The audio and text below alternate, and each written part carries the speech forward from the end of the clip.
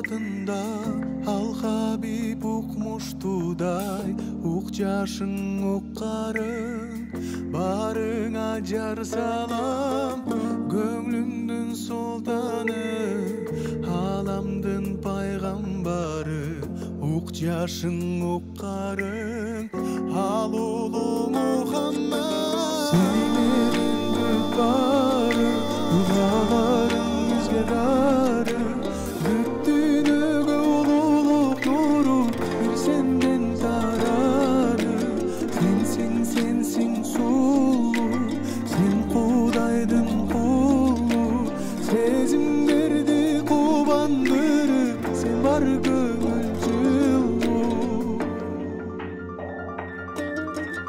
Аллахумма салли ва саллим ва барик аля Аллахумма салли ва саллим ва барик аля Берекелүү Рамазан айында барыңыздарга амандык тилеп учурашмакчымын. Кылган ибадатыңыздар, кармаган орозоңуздар кабыл болсун. Бул дүйнөдө көрүшкөндөй, Фирдаус жаннатта да баарыбызды Кудай Таала көрүштүрсүн. Бир айылда күнүгө жакырлардын үйүнүн эшигинин алдына нан, керектүү оокаттарды бирөө таштап кетишкен. Бирок эч ким билбейт ким экенин. Күндөр өткөндөн кийин бир күнү баягы алып жүргөн адамдар эртең менен туруп карашса, баягы баштык жок дейт. Таң калышат. Күндө бизге кайрымдуулук кылып аткан киши келген жок. Эмне себеп десе, ошол күнү баланча көз жумуптур деп кабар угулат экен.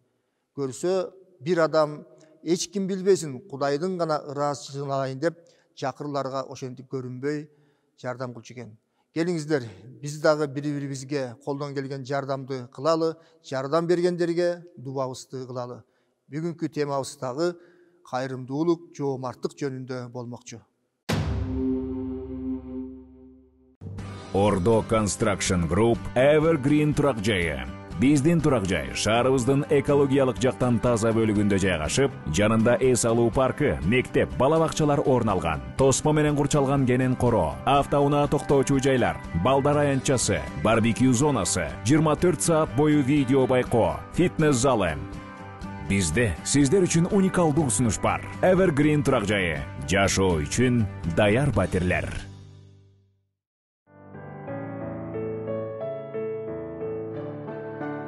Үй-бүлө бул жашоонун эң жаркын учурлары.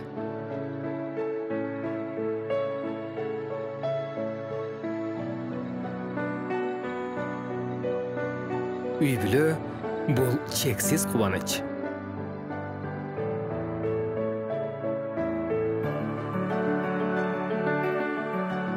Үй-бүлө бул керемет сенин жаныңда.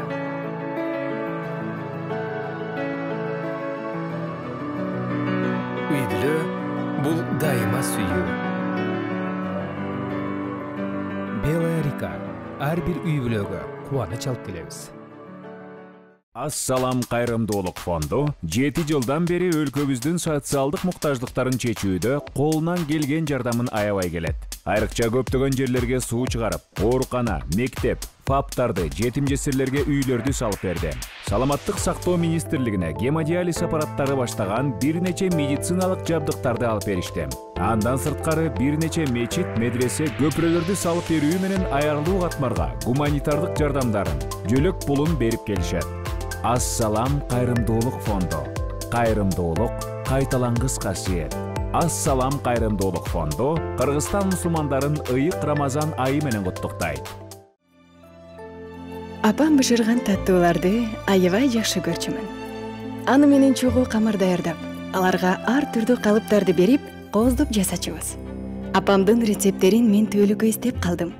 Эң негизгиси, мен апамдан конок күтүү маданиятын үйрөндүм. Анын жардамы менен ар бир жолугушуу мен үчүн кайталангыс болду. Рахмет чайы. Бул ар бир чыныдагы чайдын кынтыксыз түсү, дамы жана жагымдуу жуты. Рахмет чайы. Көтөрүлсүн коноктордун маанайы. Америкалык мусулман эмес бир адамдын жазганын окудум. Бер бер, кайрымдуулук кыл, берүү менен жан дүйнөңдү дарыла деп айткан экен. Демек, мусулман эмес адам берүүнүн касиетин сезе билсе, мусулман адам андан дагы терең, андан да терең сырларын билүү менен элибизге, жерибизге жардам кылат деп ойлойм. Кайрымдуулук, жоомарттуулук бул эң чоң касиет. Бүгүнкү темабыз дагы ушу кайрымдуулук жөнүндө болмокчу. Бүгүнкү мейманыбыз элибизге өтө чоң жардам берип келе жаткан, сиздерге таанымал Кыргыздын чыган мырзасы, жигити десек жаңылбайбыз. Ассалам кайрымдуулук фондунун жетекчиси Нурмухамбет Ажы Миңбаев. Ассаламу алейкум. Алейкум рахматуллахи ва баракатух. Орозоңуз кабыл болсун. Бирге болсун иншалла. Кыргыздар бирөөнү көргөндө "Ой, кимдин баласысың? Кайсы айылдансың? Каяктан төрөлгөнсүң?" деп сурайт эмеспи? Анан сизди көргөндө ушу кайрымдуулук жөнүндө ойлордон мурда ушул Ассалам фонду каякта төрөлгөн, кандай түптөлгөн, башка фонддордон кандай айырмачылыгы бар, ушул жөнүндө айтып баштасаңыз. Чоң рахмат. Бул биздин фондубуз Ассалам кайрымдуулук фонду. Башка фонддордон айырмасы мына ушунда. Биз ушул Ассалам кайрымдуулук фондун Кыргызстанда түзгөнбүз. Кыргызстанда 1,5 жыл иштеген соң, анан Кувейттен регистрациядан өткөнбүз. Кувейттен өтүп, анан азыр Ассалам кайрымдуулук фонду, Кувейт фонду болуп туруп атабыз. Мунун биздин дагы бир чоң жетишкендигибиз дейбизби? Ассалам түптөлүшү Кыргызстан. Анан башка фонддордон айырмаланып, биздин фонддун центральный офис дейбизби, же болбосо борбордук офис. Биз азыр дүйнөнүн бир 11 мамлекетинде барбыз. Ошол экинен центральный офис болуп Кыргызстан эсептелет. Основной жетекчилик Кувейтте турат. 11 мамлекеттеги фонддун атасы Кыргызстан. Кыргызстанда. Кыргызстан. Коркпой эле мактанып сыймыктансак болот экен да, Кудай буйрса. Мындай чечкиндүү түрдө, көкүрөктү кенен дем алып айтса болот. Алла разы болсун. Эми биз азыр эч нерсени жашыра албайсың да. Бар эл көрүп турат, ким кандай иш кылып атат.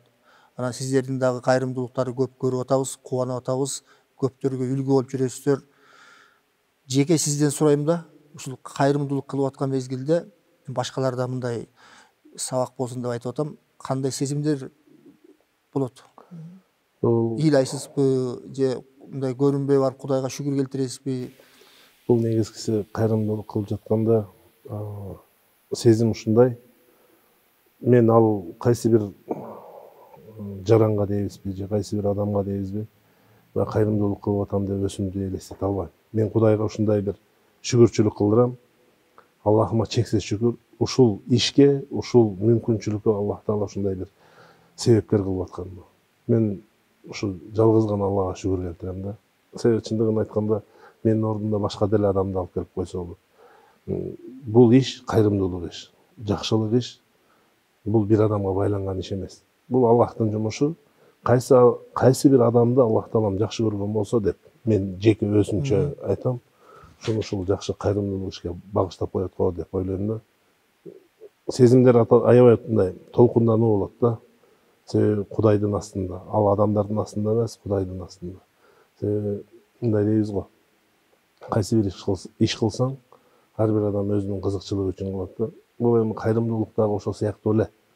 Бирок кандайча ар бир жан өлүм шербетин татуучу да. Бирок биз акыретин карап, анан ошого умтулуп анан кайрымдуулук кылабыз. Чындыгын айтканда. Бул жерде мисалы үчүн адамга бир нерсе кылып атсаң, рахмат деп айтып койбойсузбу? Теңитпейсизби, минтпейсизби деген нерсе бизге такыр керек эмес. Жакшылык кыл, бирок рахмат күтпө дейт го. Кудайдын алдында абалыңды билгиң келсе, Кудай сени кайсы иш менен алектендирип атат, ошондо билсең болот дейт го. Албетте Кудайдын сүйгөн кулдары болгула. Эми бир бай мынча бериптир деп чыгат да, соц тармактарда көрүп жүрөбүз. Анан жакшылыкта жарышкыла деген бир жакшы сөз бар. Сиздер берип аткан маалда мындай салыштырасыңарбы? Тиги баранча мынча берипти, биз мындан ашыра берели деп. Бул жагынан да. Бул жагынан да. Мисалы, азыр ушул биздин элибиздин пейилине шүгүр, баягындай кең пейил, бири-бирине кайрымдуу эл экенин, бул келген оору дагы бир белгиси. Ар ким өзүнүн колунан келгенин жардам кылып жатышат. Биз ошол эки баягы берилип аткан продуктыларды көрөсүң да. Анан жок, бул 1 айлык эмес. Бул 3 күндүк продукт окшойт. Жок, муну менен берди ат болбойлу. Берсек 1,5 айга 2 айга жете тургандай кылып берели деп ошондой. Кенен берели деп. Ошол эки аракет кылабыз, честно. Бул эми бир байдын айткан уккамда элдер байлар жөнүндө башкача ойлошот дейт. Мен жөнүндө эле башкача ойлошот. Мага эң азы күнүгө 150 киши келет дейт сурап. Анан сизге да ушу адамдар келет да. Ошону келип бере албай калган учурда айттың ай ушу бере албай калдым деп өкүнгөн учурлар барбы? Бар. Мындай учурлар болот. Мындай учурлар эми дайыма эле мындай эметип калбайт да, мындай учурлар кездешет. Акыркы бул биз азыр бүткө 1,5 жылдан бери бир аз тыныгуудабыз, негизгиси. Анан ошол моментте келип калганда кээ бир учурларда ошол бере албай калган моментте эми мындай өзүңчө жаман болосуң. Өзүңчө жаман болосуң. Ey Аллахым, мүмкүнчүлүк бер, колубуздан келишинче. Бирок ал адам түшүнсө жакшы. Түшүнбөй кеткендер да бар дегендей андай да. Түшүнбөй кеткендери болот эми, бирок кандай десем, түшүнбөй кеткенде аракет кылабыз, жакшылап айтып түшүндүрүүгө. Колубузда эмне болсо, мурда көбүрөөк берген болсок, азыраак берип кур чыгарбайбыз, Кудайга шүгүр. Бирок мурун Кудай болбосо дагы ушуга ыраазы болуп туруңуз дегендей нерседе. Негизи кайсыл жагына көбүрөөк багыт жасайсыздар? Кимдер мындай кайрымдуулукка жардамдаш болуп келсе болот, сурап келсе болот? Жетим жесирлер. Эң основной аярлуу катмар. Жетим ыйласа 7 кабат жер, 7 кабат асман ыйлайт дейт. Ошо биринчи категория деп айтам, ошол жетимдерди. Себеби баягы жетимдин таянары, жетимдин сүйөнөрү бир гана Аллахта. Ошон үчүн биринчи категория ошо жетимдер кирет да. Андан кийин баягындай орукчандар, кары картаңдар, муктаждардын баары негизгисинен. Азыркы учурда эми карантин болуп, баарыбыз камалып, түрлүү ойлорго батып турган учурда сиздер дагы мындай жөн турбай көп кайрымдуулук кылып атасыздар. Кудай буйрса, ушул Кыргызстанды кыдырып жүргөндө негизи эле эмне мындай өкүндүрөт? Ушул жер мындай болсо болот эле, же бир адамдардын жалкоолугунан ушул иш болуп калды, болбой калса болот эле деген сыяктуу да эми ойлонгондо. Биринчиден кайдыгерлик. Көбүрөөк да. Кайдыгерлик көбүрөөк. Ар бир нерсеге кайдыгерлик көбүрөөк. Экинчиден шалаакылык. Үчүнчүдөн баягы адамдардын кандай десем, ынтымактуулугу. Ушул өкүндү. Мен основной байкаган нерсем ушул үч нерсе. Азыр элде тартынбай мындай канча жардамдар болду? Канча мектептер салынды? Эми бул мактаныч эмес, баягы элге мындай Кыргыздын азаматы, Кыргызстанда түптөлгөн фонд ушундай иштер кылса болот экен, силер да кылсаңар болот дегендей бир сабак бере турган. Мектептерден мен комплекс айтайын. Комплекс дегенде ошол жерде жатак мектеп деп коебуз. Ошондон бери ондой. Бул жерде 500 балалык, 300 балалык мектептер. Бул жерде ошо спорт залы бар. Толук комплекс. Бир 10 чакты комплекс. Анан мектеп мындай өзүнчө салып атат. Эмелер бар, фаптар бар. Анан жанагы эки семейный врач деп коебуз, үй бүлөлүк врачтарга дагы өзүнчө кичирээк бир больница бар. Ушуларды курдук. Алардан бир 100 ашык курдук окшойт. 100 ашык 200-кө жакыныраак да. Мечиттер? Жок, фап. Мечиттер да бар да. Мечиттер болсо, мечит көп. Мечит көп. 700-тün тегереги бар. Кудай буйрса, берекесин берсе, Ассалам кайрымдуулук фонду курган деп бардык адамдар караганда көрө турган бир тарыхый эмне салалы деген оюңар бар. Элге пайдалуу. Биз азыр эметип атабыз. Эң основной баягы мен айтпадымбы, жетимдер депчи. Азыр ушу пландап атабыз, Жалал-Абадка менен салабыз бир айыл. Толугу менен айыл бир где-то ал жерге 300 үй түшөт. Ичинде баягы толук айыл да эми. 300 түтүн. Кадимкидей ар биринин короо жайы менен эмеси менен. Ал жерде больница бар, мектеп бар, мечит бар, жана столярный цех бар, швейный цех бар. Баарысы менен жаңы бүтөт. Кудай буйрса ар бир областта ар бир областка ушундай бир айылдарды салсак, социальный айыл депчи, себеби ошол областтарга сала турган болсок, хотя өтө аябай муктаж бир үй бүлө, мисалы 3 баладан өйдө жетим калган жаш балдары менен ошол жесир аял келип ошол жерде жашап, үй жайлуу болуп, баласын ошол жерден жетилтип, мындай полноценный бир толук кандуу үй бүлө болуп кетсе деген ниетте да. Кудай Таала ар бир ишиңиздерге ийгилик берсин. Негизи эле бир жоомарт адамдын мекенге кылган иши баардык адамдын кылганы менен барабар деп ойлойбуз. Эми сооптош бололу, жардамдаш бололу, кыяматта дагы бейиште бирге болгонго тилекти айтуу менен сөздү уласак,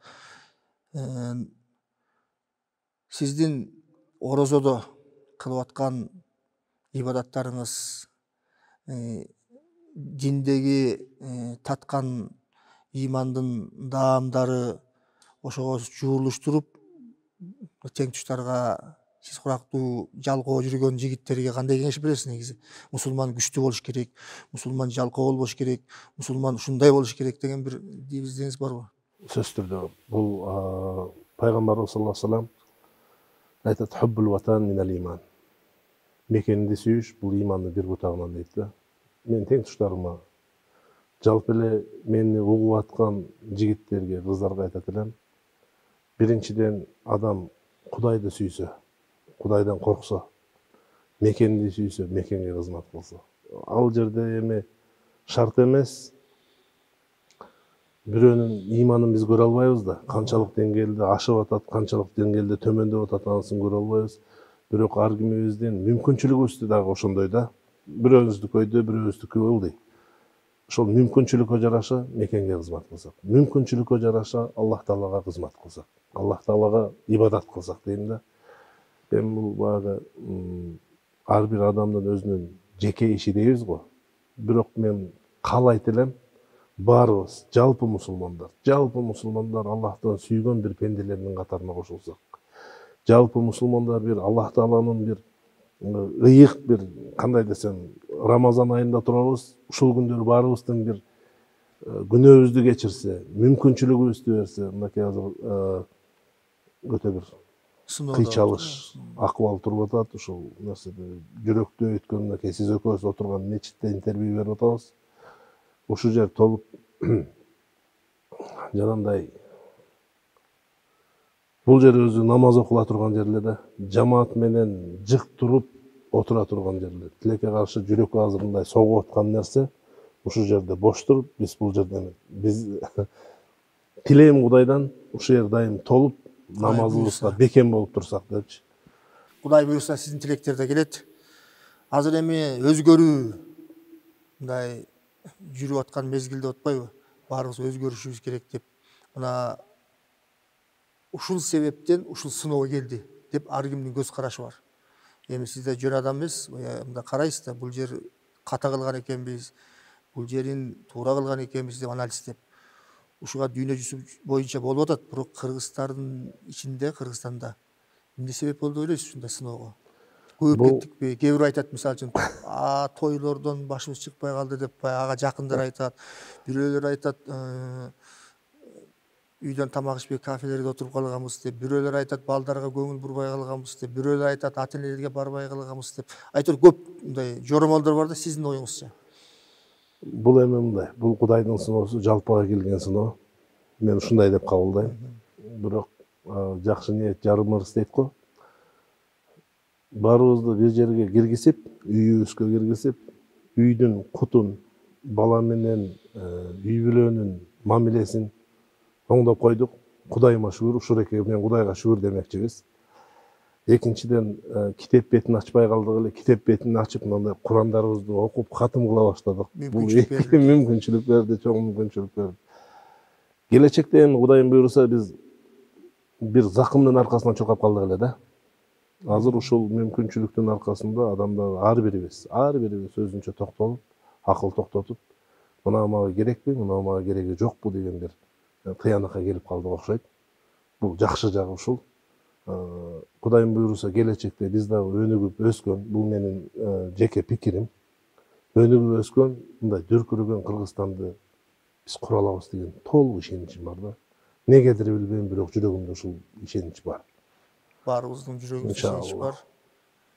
Бирок сабырсызданып кээде өзүбүзгө өзүбүз таарынып, башкаларга таарынып жүрөбүз. Эми ада керек экен, баягы чындыкты убагында айтыш керек экен дегендей. 5 жылдан кийинки Кыргызстанды кандай элестетесиз? 5 жылдан кийинки Кыргызстанды мен ошол баягы мындай элестетем да, биздин учубуз кур эмес экен да. Мен биздин жаш балдарды билем. Жаш балдарды билем, өсүп өнүгүп кеткен,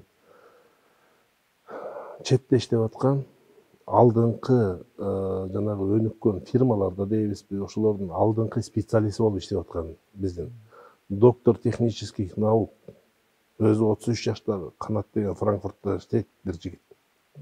33-тө өзү. Мындай көп да, Всемирный банкта иштейт, жанагындай Google'да иштеп аткан кыргыз жигиттери бар. Бир гана нерсе бар да бизде. Жакшы ниет кылыш керек дагы. Анан бирөөнүн артын касып, бир жаман нерсени жазбаштан биз только позитив менен кетишибиз керек деп ойлойм да. Анан бир билеке түйүлүп, мамлекет үчүн, эл үчүн, журт үчүн, Кудайдын ыраазычылыгы үчүн деп кызмат кыла турган болсок, бир нерсенин ичинен чыгабыз, Кудай буйрса. Пайгамбарыбыздын айтканы бар эмеспи? Көбөйгүлө мен кыяматта көптүгүңөр менен сыймыктанам деп. Биз ала туура жашайбыз. Эр манастын тукумдарыбыз.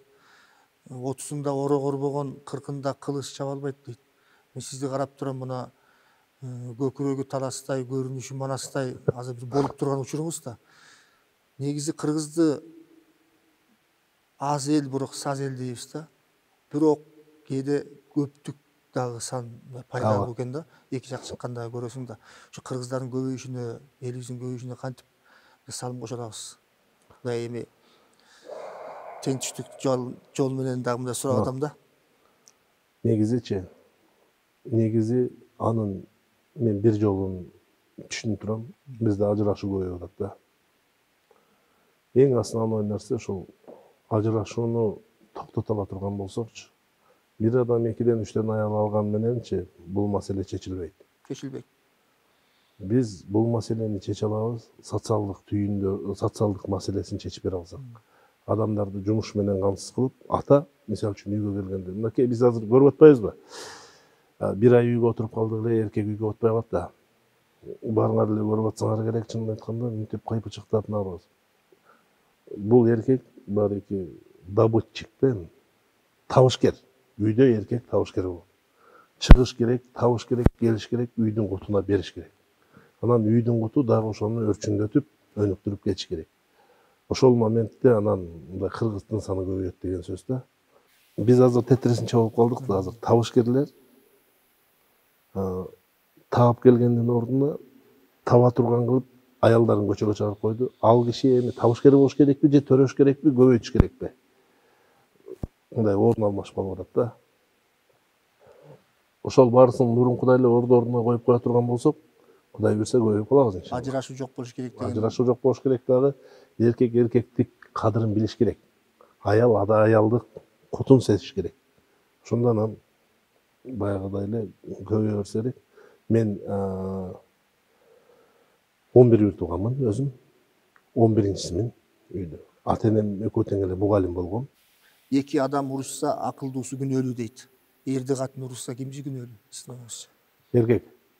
Эркек. Дайыма эркек күнөөлүү. Бирок эркектер айтып жүрбү, аялдар күнөөлүү деп. Жок, мындай. Ошол жерде менин жеке пикирим ушундай да. Аял кулагы менен сүйөт дейбизби? Эркек курсагы менен сүйөт, туурабы? Эгер акылдуу болсо, аялы сүйлөп аткан моментте эркектин кулагы укпай калыш керек. Курсагын тойгуш керек ошол моменттечи. Курсагы тойгондон кийин кулагын сүйүнтүп сүйлөп койсун, болду. Нормальный жашоо кете берет, мне кажется. Эми бир аз элге дагы мындай аралаштырып жугумдуу болсун деп сүйлөп атабыз. Негизги темага келсек, мына сиз акча кармаган инсандарга, жаңыдан бизнес баштап аткандарга эмне кеңеш бересиз? Акчаны ысырап кылбаш керек, мындай сарпташ керек деген тажрыйбадан. Тажрыйбадан негизгисичи акчаны баштардын астында, мен өзүмдүкүн айтайын, башка бирөөнүкүн мен билбейм, бирок мен ушундай кыйын болуп кеттим, анан тигиндей болуп кеттим эмес. Ырыскы бул Кудайдын казынасында. Аллахтан ырыскы. Биринчи нерсе пайгамбарыбыз айткан нерсени колдоnuş керек. Эң биринчи иннал амалу бинния. Ар бир иш кылган ниетине жараша болот. Ал кандай болот? Мейли бизнес болсун, мейли башка нерсе болсун, биринчи ниетти түзүп ал Аллах менен. Эгер ошол бизнес кылып аткан бизнесиңди баштап жүрүп кеткен болсо, гүл үстүнө гүл. Бул дүйнөдө да, ахиретте да сооп таптың. Эми ошол ниетиңди жакшылап, Аллахка багыштап. Мен мисал катары айта кетейин. Быйыл бир 50 гектар жерге же 100 гектар жерге арпа айдайм, картошка айдайм, билбейм, же жанагындай 100 мал багам деп бир нерсени баштадыңыз. Баштардын астында ошо, Аллахым, эгер мен 100 гектарга айдай турган болсом, баштай элек биз баштай турган болсом, 100 гектардан мисалы 20 тоннадан картошка чыга турган болсо ар бир гектарына 2 тоннасы, ар бир гектарынын 2 тоннасы бул менин үшүрүм. Кедей кембагалдардын акысы. Алдын ала сөз берип. Алдын ала Кудайга сөз берип ошол нерсени айдап койдуңуз дейли. Быштыр 100 тонна эмени алдыңыз. Картошка урожайын алдыңыз. Алгандан кийин 100 тоннанын 10 тоннасын убада кылган нерсеңизге бериңиз. Кедей кембагал бар, жарды жалчы бар. Бул алардын түзмө түз акысы. Анын ичинде баягы жердин арендасы бар, үрөөнүң бар, сугарганың бар, эккениң бар. Аныкы өзүнчө да, бирок мынарики 10%, 10дон 1 деген бөлүк.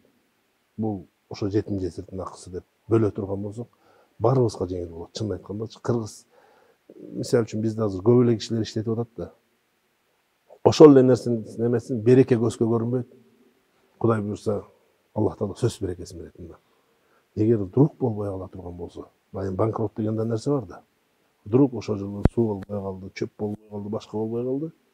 Зато ал үчүн ахиретте сенин местаң даяр. Ажырың, соогуң, ахирет үчүн иштеген чоң бир бизнесиң готовый деген сөз да. Мен өзү ушул эле нерсени кылам, атайкындай адамдын акылынан же болбосо башка нерсенин бир кыйындыгынан болуп кетпейт болчу. Бул Кудайдын гана буйругунан болот деп билем да. Мындайча айтканда, кандай ишти баштаардан мурда Кудайга таянгыла деген сөз да. Анан биз эми кээде дароо эле берекесин эсептей калып миллионер болуп, биздин кыргызда ушундайбыз да, 3 күндө эле миллионер болуп же 1 айда миллионер болуп калсак экен ойлойбуз да. Кандай иш болбосун Кудай Таалага таяныш керек деген нерсени айтып атасыз да. Эми бизге келген меймандар кетип атканда жалпы элге Рамазандын урматына таянып жакшы тилек дуа кылат да. Сиздин дагы ушул элге Рамазанда жакшы тилектериңизди, дуаңызды уксак. Биринчиден каалоорум жакшы тилектерим ушу биздин мамлекетибиз тынч болсун, эли журтубуз аман болсун. Бардык ойлогон оюбуз, тилеген тилек, көксөгөн максатыбыз ар бир инсандыкы кабыл болсун демекчимин. Ушу Рамазан айында Аллах Таала биздин билип билбей калган кемчиликтерибизди, билип билбей калган күнөөлөрүбүздү Аллахым өзү кечирсин да, жакшы ниет, жакшы сооп ажыр иштерибизди өзү кабыл этсин.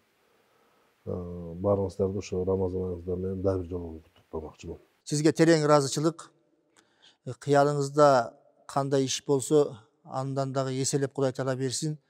Кудай Таала баягы ишке ашпаган нерселерди кыялдантырбайт дейт. Мекенге кызмат кылып жүрө бериңиз, Алла ыраазы болсун. Элиңиз менен аман болуңуз.